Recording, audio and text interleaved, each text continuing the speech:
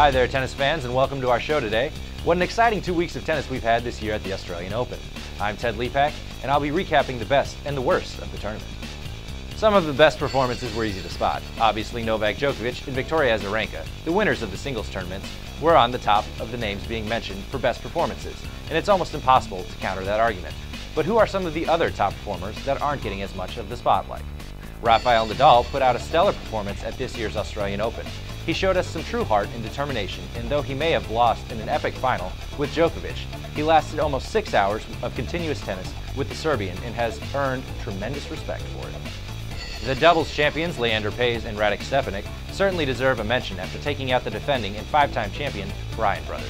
It was an impressive feat for the 38-year-old Paes and his new partner Radek Stepanek. The Dutch wheelchair legend Esther Verger notched in her 440th consecutive win and only lost 4 games in 3 matches in this tournament.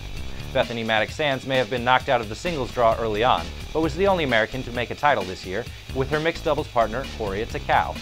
Those players gave the top performances, but we have several honorable mentions to go over.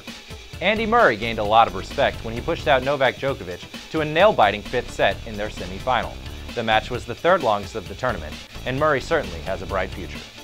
Petra Kvitova may have lost in 3 sets to Maria Sharapova in the semis, but she proved over the course of her 6 matches that she'll be a force to be reckoned with throughout the year.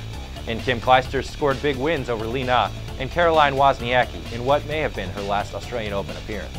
Roger Federer was flawless throughout the quarters, but just couldn't beat Nadal in spite of having numerous chances to extend the match in the semis. Maria Sharapova had a great performance in the tournament, but it quickly turned around in the finals, where she lost 12 of her last 13 games. What happened to Maria Sharapova? Agnieszka Radwanska took the first set of her quarterfinals match versus the eventual champion Victoria Azarenka. Up until this match, she was an impressive force.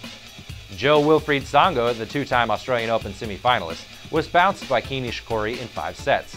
Juan Martín del Potro made progress this year, but talk of a top 5 seed seems a bit premature until he can actually beat a top 5 player.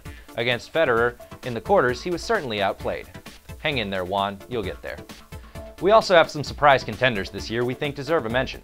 Mikhail Kukushkin reached the 4th round of the Grand Slam when he beat Gael Monfils. The young Bernard Tomic played the match of the tournament against Alexander Dolgopolov in the 3rd round, and captivated the Tennis Mad Nation in the process. He also made his way to Federer before losing. Tomic has some impressive tennis ahead of him.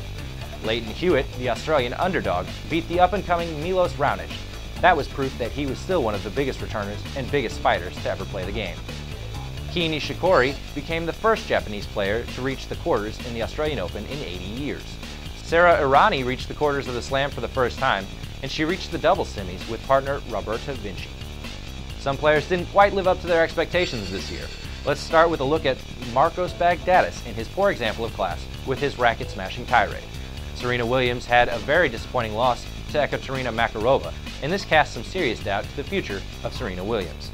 Thomas Berdych played a fantastic match against Rafael Nadal in the quarters, but it didn't quite make us forget about his poor sportsmanship and whiny attitude in refusing to shake hands with Nicolas Almagro after the match.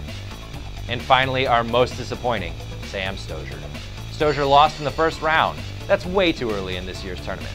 When will Stosur stop consistently doubting herself and start consistently playing the tennis we all know and expect her to play? That does it for our views of the 2012 Australian Open. Be sure to let us know what you think in the comments section.